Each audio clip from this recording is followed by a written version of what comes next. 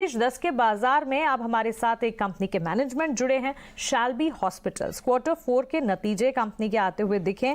Company की आय में बढ़ोतरी देखने को मिली, हालांकि मार्जिन्स जो हैं वो 17% पर इंटैक्ट और मुनाफे के फ्रंट पर भी इजाफा देखने को मिला।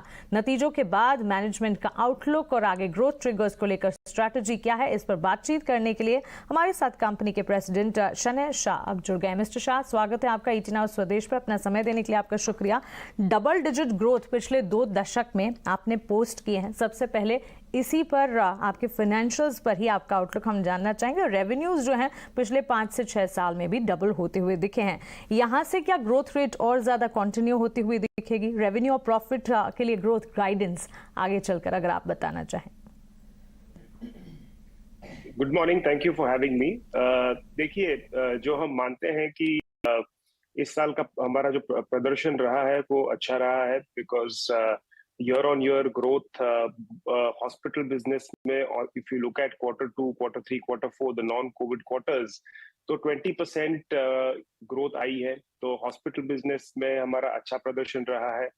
और जो इम्प्लांट बिजनेस है, ये इम्प्लांट बिजनेस में भी बेसिकली हमने देखा है कि हमारा जो FY22 में रेवेन्यू था वो अराउंड 31 करोड़ था, उसका हमने 93 करोड़ किया है। सो वो 3 गुना बड़ा है हमारा इस साल। सो ओवरऑल हम काफी खुश है ये प्रदर्शन से। अभी आगे की बात करें तो हमारी पाइपलाइन काफी स्ट्रांग है। एंड अगर हम हॉस्पिटल बिजनेस की बात करें तो बेसिकली हम देख रहे हैं कि अभी हमारी जो ऑक्यूपेंसी इस साल थी उससे हम दुगनी ऑक्यूपेंसी पे जा सकते हैं अगले 4 सालों में।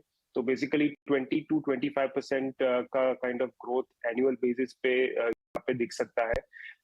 एंड अगर हम इम्प्लांट बिजनेस की बात करें तो इम्प्लांट बिजनेस में बेसिकली इस साल हम 50 to 70% ऑफ ग्रोथ इस पे हम देख रहे हैं। तो उस पे बेसिकली हमारा इंडोनेशिया में भी अप्रूवल आ चुका है, इंडिया में भी हमारा ग्रोथ काफी बढ़ेगा। एंड US तो हमारा मेन स्टे बिजनेस है ही इम्प्लांट बिजनेस में।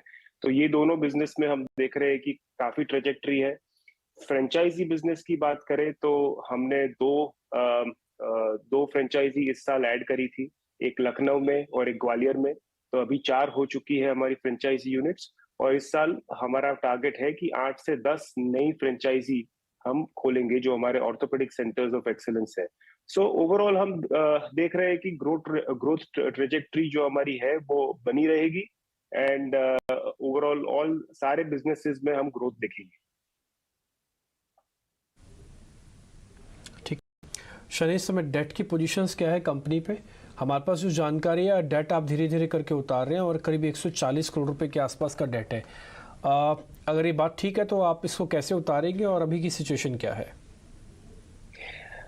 जी हाँ, तो हमारी जो कैश पोजीशन थी 31 मार्च को, वो हमारी 213 करोड़ की कैश थी और 140 करोड़ का डेट था। तो हमारी नेट कैश पोजीशन जो कहते हैं वो अराउंड 71 करोड़ थी। तो बेसिकली काफी कंफर्टेबल पोजीशन है हमारी अभी की तारीख में। बट हैविंग सेड दैट, हम फ्यूचर एवेन्यूज ऑफ ग्रोथ भी देख रहे हैं।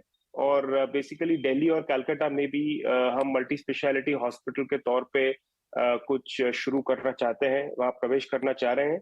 तो बेसिकली उसमें हमको ये कैश काम आएगी और हम डेट भी ले सकते हैं, बिकॉज नेट कैश कंपनी है और हम 1:1 डेट इक्विटी रेशियो मेंटेन करके डेट अगर लेने की जरूरत पड़ी तो वो भी ले सकते हैं।